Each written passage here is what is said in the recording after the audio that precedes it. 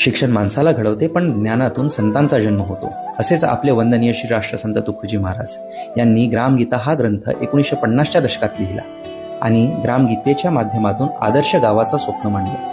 गुरुकुंज मधील ही पवित्र समाधी आजही हजारो लोकांना प्रेरणा देते आणि त्यातलाच एक मी. विदर्भातील गुरुकुंज मोझरी ही एक केवळ जागा नाही, तर एक प्रेरणास्थळ आहे, एक विचार आहे, एक चळवळ आहे. इथे महाराजांनी ग्रामविकासाची बीजे रोवली. गाव सुधारलं तर देश सुधारेल हा संदेश दिला. त्यांनी लिहिलेली ग्रामगीता आजही प्रत्येक शेतकरी, तरुण आणि समाजसेवकासाठी मार्गदर्शक आहे. महाराज म्हणायचे, श्रमाला प्रतिष्ठा द्या, गावाला स्वावलंबी बनवा. गुरुदेव सेवा मंडळ या संस्थेमार्फत महाराजांनी समाजात परिवर्तन घडवले.